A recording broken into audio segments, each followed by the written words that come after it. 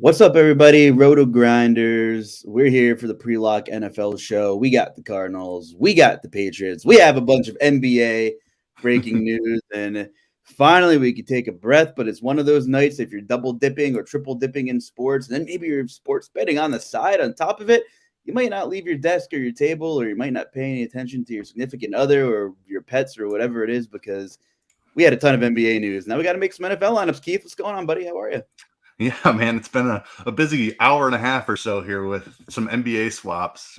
John Morant, Trae Young, all kinds of stars out in the NBA tonight. So definitely been busy with that, but ready to kick it over to football gear now for sure. See what we got here going for Patriots Cardinals. Absolutely. And, since I'm sure some of these listeners are also invested in hoops, Atlanta's starting five, a little bit ugly. Gun to head, do you have a favorite value guy on that Atlanta side? I know Jalen Johnson's starting, but I feel like I like him the least. But, I mean, these sub 4K guys, if they have a 2-block, 3-steal game, they're going to break the slate.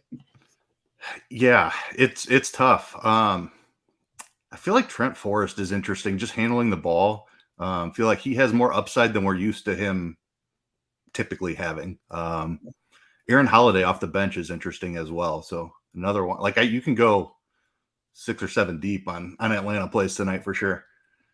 Aaron Holiday likes to shoot the ball. Anyway, we'll get to football. Drop us a like or two. Drop some questions in the Discord and the YouTube chat, and we will definitely get to you. Kickoff is what, 8:15 tonight? So we got like a half an hour. 8:15 Eastern here. Quick plug, check out Scores and Odds. Keith does stuff over there. I do stuff over there. A ton of our experts are over there posting player props, side picks, total picks. We have every sport covered. We have some good video content over there as well. So scoresandodds.com is your one-stop shop for pretty much everything sports betting related. And Parlay IQ, we have Parlay IQ for NBA now. If you like same-game parlays, which who doesn't, that's the tool that changes the game. It correlates every move you make. You have a ton of analytical data at your fingertips there. So Parlay IQ really is awesome. Definitely check it out at scoresandodds.com. And the mobile app is sleek and easy to use as well. You can correlate your same-game parlays right on the Scores and Odds mobile app. So everything you need at SAO, and that's where we are over there for sports betting talk. So here we are. Cardinals are home dogs against the Patriots.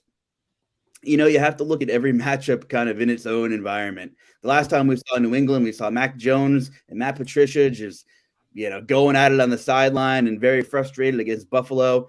And on the opposite sideline tonight, Kyler Murray has also been showing his frustrations all season long with Cliff Kingsbury. So a couple disgruntled offenses and offensive coordinators, and I think the entire world just wants Matt Patricia to stick to defense instead of being a head coach or an offensive coordinator at this point.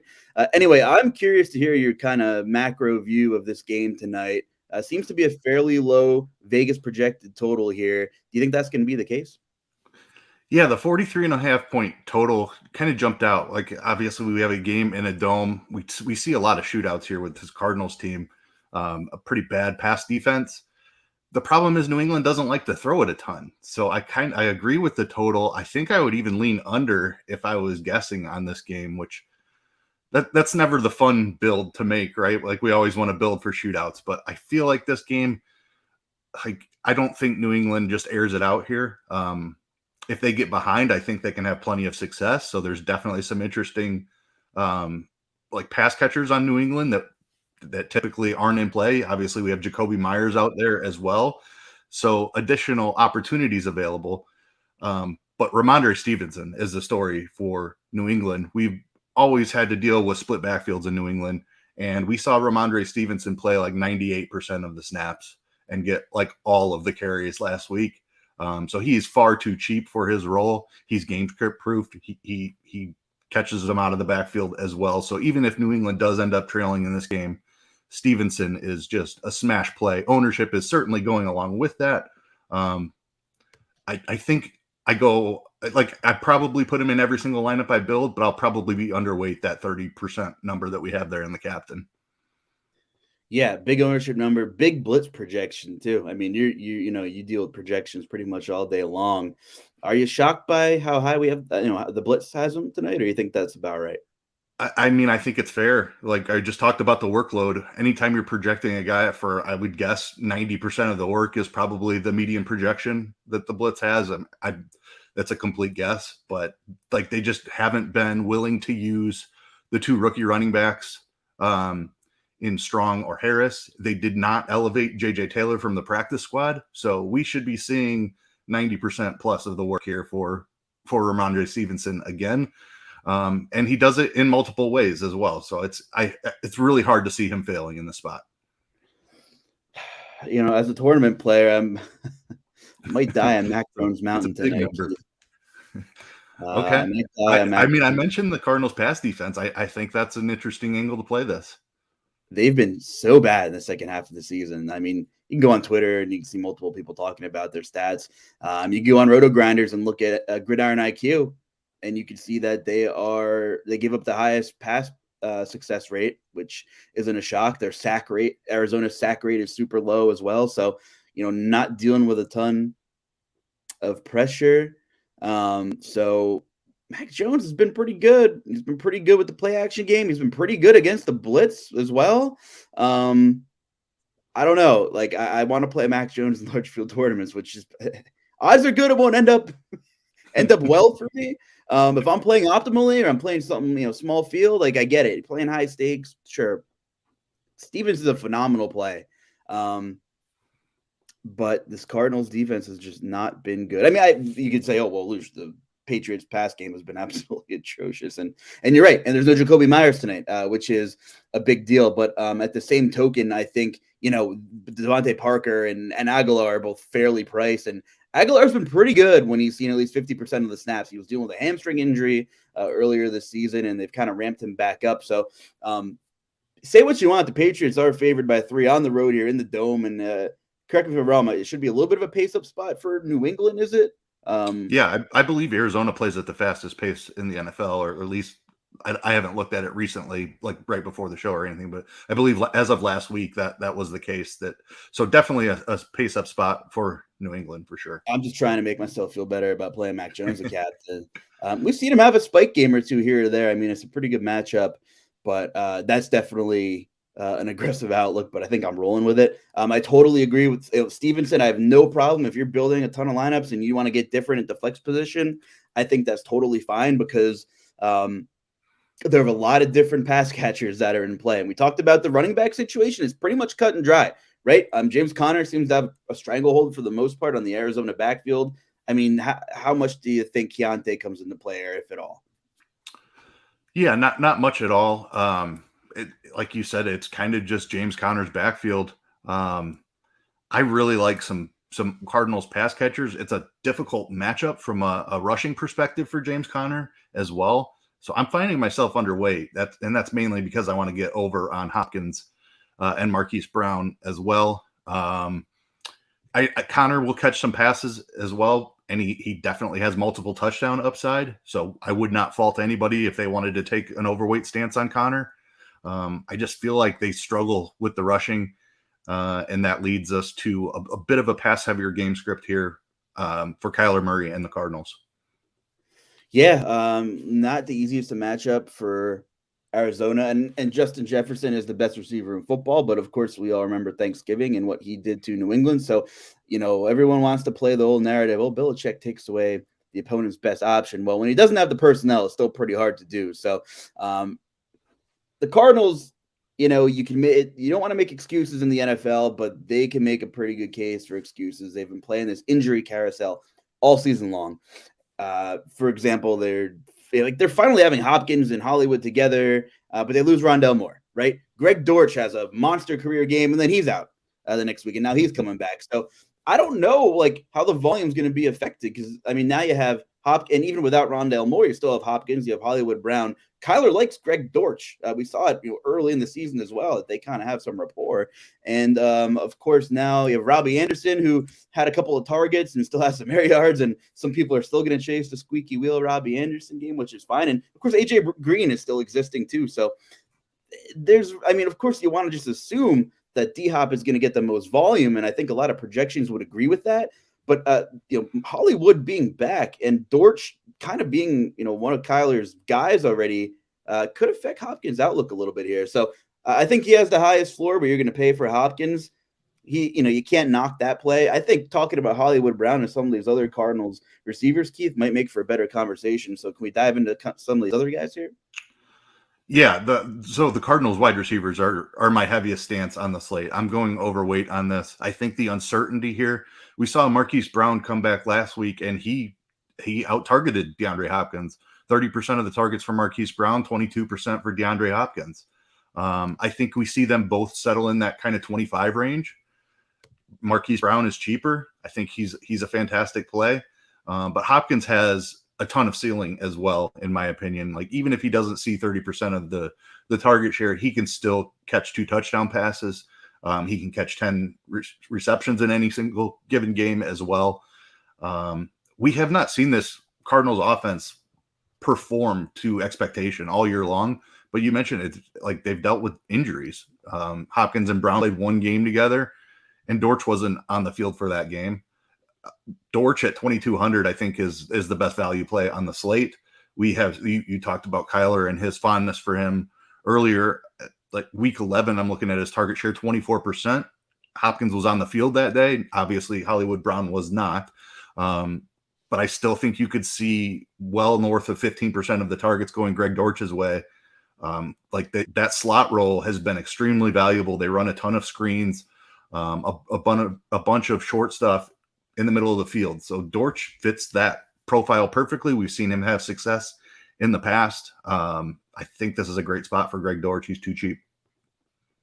Yeah, I really can't argue there at all. And you can make an argument and say, well, did you see the volume? Kyler was giving Hopkins. Well, there was nobody else for a lot of those games. Like he was, the Will Smith gif in the empty house. That was pretty much it. Yeah, I like the Dortch call as well. Robbie Anderson's going to come almost unowned, and boy, would this be a showdown, a funny spot for that to happen. Like if you're running 100 lineups, I don't mind having like a couple of Robbie Anderson shares if you want to get a little bit different there. So, that's interesting. Now talk about these New England pass catchers with me here. Typically not a high volume passing offense. It's frustrating at times, but I'm willing to take shots in good matchups, and this should be one. And like we said, it's a pace up spot. So I like Aguilar. I like Parker. It's tough to figure out a lean here, but Kendrick Bourne's in play. He's not exactly cheap anymore. He's not like 1K. He's not 2K. He's all the way up to 5,400.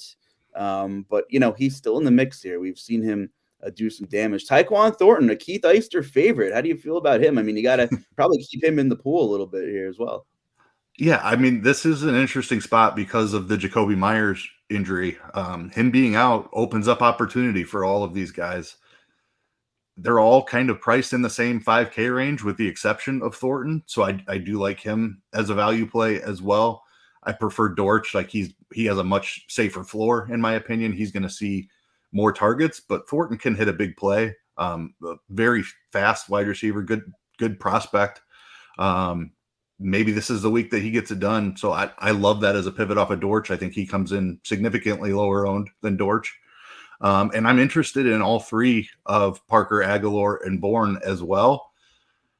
The target shares are tough to figure out. Like with Myers in there, they're all seeing roughly 10% of targets for the season, and they rotate them. I couldn't tell you who leads in targets tonight. If I had to guess, I'd go Parker probably. I think he sees the field the most. But I think they're all very similar plays. I don't know if I play 2 5K wide receivers together unless Mac Jones is my captain. They just don't throw enough. So unless Mac is out there dropping back 45 times, which is unlikely, but possible, maybe that's the only way they're able to move the ball in this spot. I probably limit the top 3 New England wide receivers to 1 per lineup unless Jones is the captain. Yeah, you know what else is unlikely? That he's super efficient. But what if he is? What if he is efficient and the play action game, is okay and he hits those 5K receivers? So I can't bang on the table here about it, but I am going to have some Mac Jones captain exposure. So if anybody wants to die on that hill with me, then we're there. It's just such a big ownership number on Stevenson at captain, and it's warranted. It's warranted. He's, like you said, he will never be game scripted out of anything. I mean, he is the ultimate check down, and we've seen it game after game, time after time, and he could definitely do some damage. They were super sloppy last week. I just would find it hard to believe that their screen game would be as bad as it was last week against Buffalo. I mean, I feel like there was more expected yards available for Stevenson than what he ended up with. So he is a fantastic play. I just think this is a fascinating, like, kind of lower total game that we're looking at right now, which is kind of great to be excited about a game with a total under 50. But here we are. Kickers and defenses. I mean, low total, you got to consider them. Maybe there's some points that will be accumulated that way. I don't know. It's usually a dart throw, I guess. But do you have any lean on kickers and defenses, or do you dislike either one of them? I never like playing defenses. Like, you pretty much need a touchdown for them to get there. We talked about 2 wide receivers that are both cheaper than the defenses as well. So I'll be overweight on Dortch and Thornton, which probably leaves me underweight on both of the defenses. Even though it's a low total, like, you kind of need that touchdown for the defenses to get there. So I fade them mostly and hope that touchdown doesn't come. The kickers are always in play. More of a low floor or a high floor, low ceiling type of thing.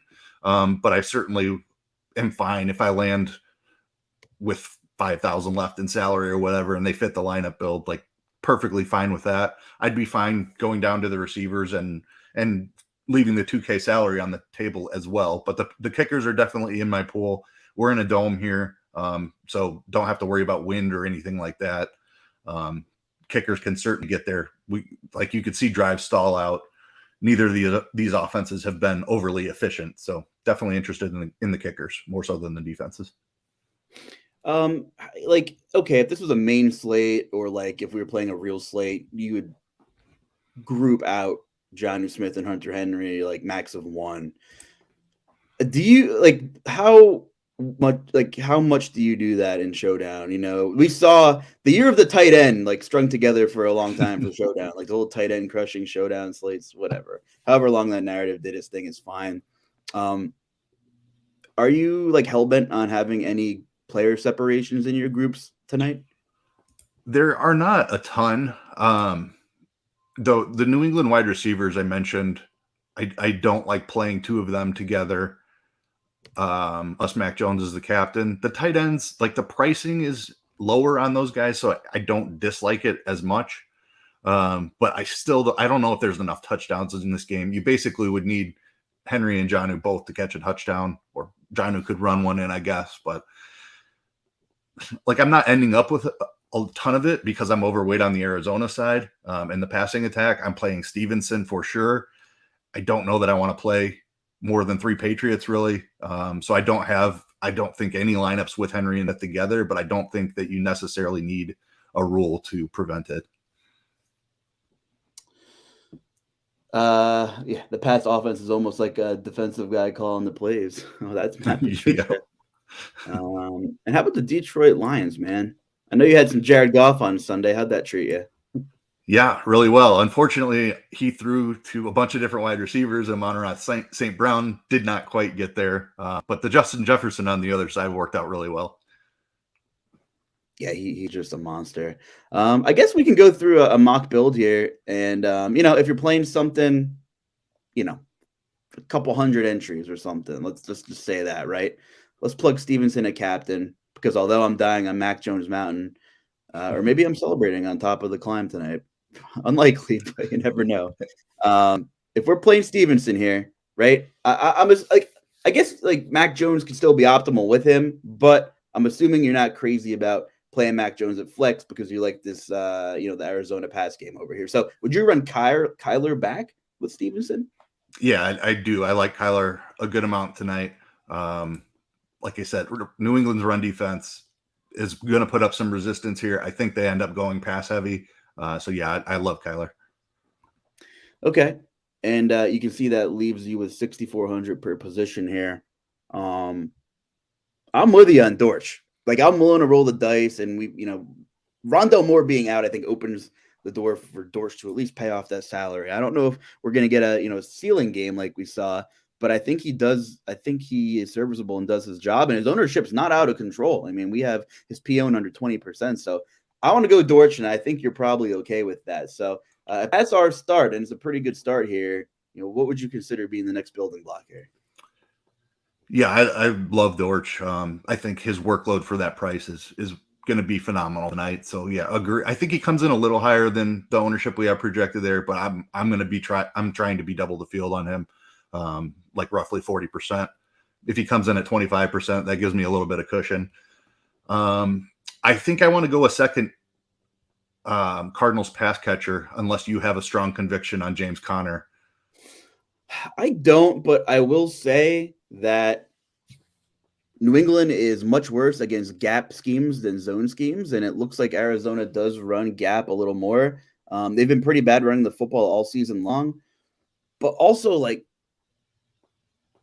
Connor's touchdown equity is so high, right? He's been getting bailed out by carries inside the 5 for like the past year and a half. So I'm not saying it's not out of the question, and I think Connor's fine.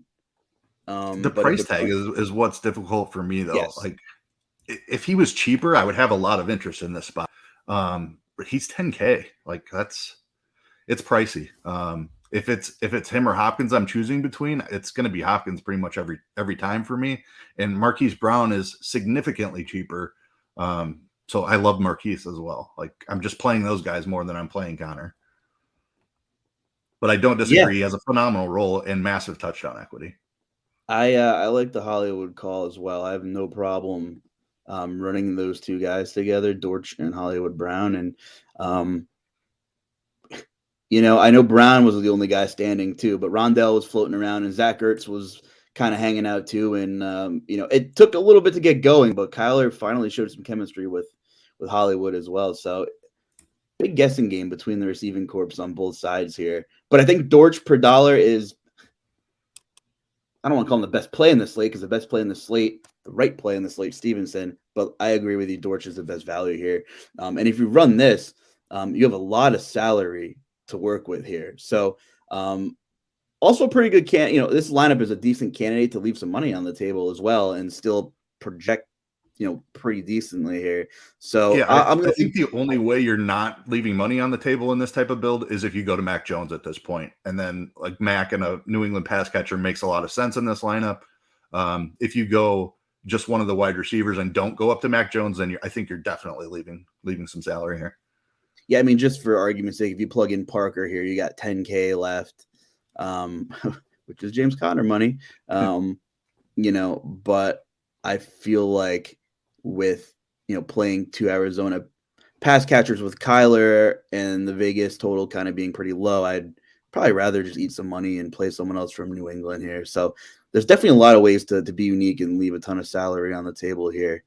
Let me see if we have any questions here. I don't think we do.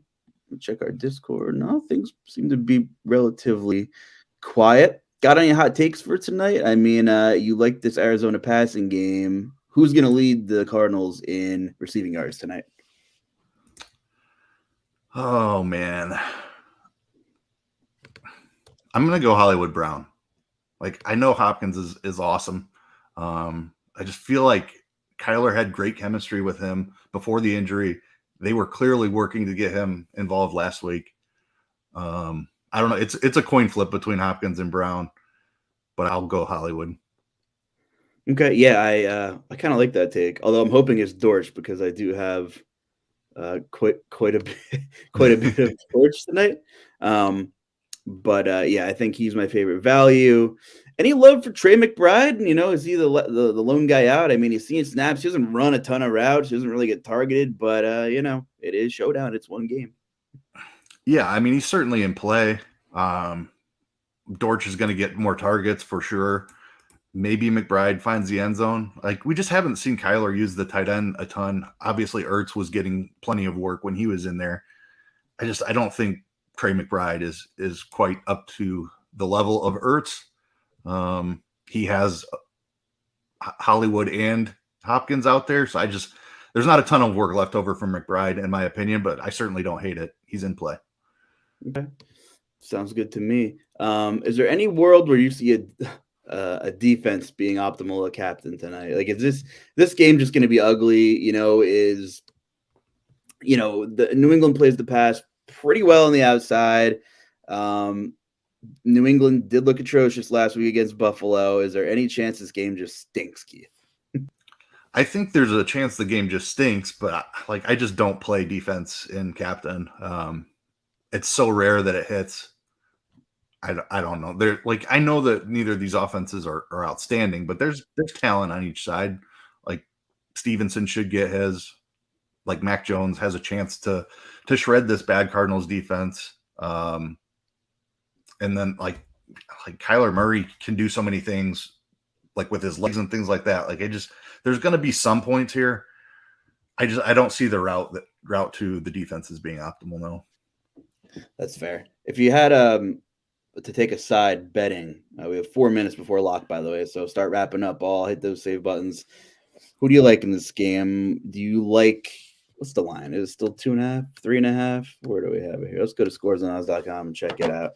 I feel like you're on Arizona tonight blindly without even saying, what the spread is. So, and I know they're the dogs. So I feel like you're going to say Arizona money line is the move. Yeah, you've been paying attention. I do think that. I just feel like there's so much more talent on this Arizona offense. The Patriots are going to try to slow the game down. I'm just not sure they're going to be able to completely contain this Arizona offense. Hollywood and Hopkins are two elite receivers, and we've only seen it one game this season. So I think this Arizona team is a little bit underrated at this point, just because they've dealt with so many injuries. Yeah, I mean, they sure have dealt with a lot. New England is still 2.5-point favorites. I'm seeing -2 on some books. Sports Illustrated has them at -1.5.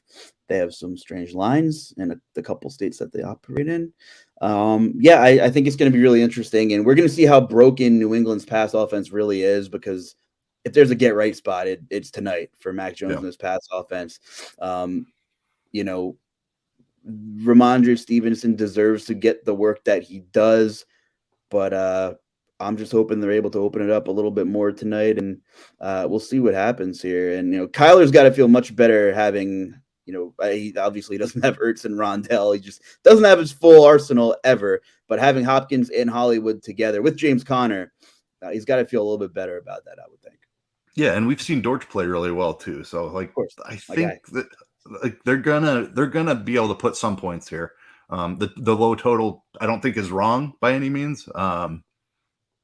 But they still have like a 21-point implied team total or whatever. Yeah, so hopefully we see a pretty competitive game here. Devin, do you have any hot takes for us? I know you were tweaking some NBA lines as well, but I'm curious if you have any take on this football game. I think I don't know. It seems like I agree with like what you guys are saying in terms of the team slowing things down. I think I'm dying on the Mac Jones hill with you, Luuch. It seems like he's in a spot here to outperform.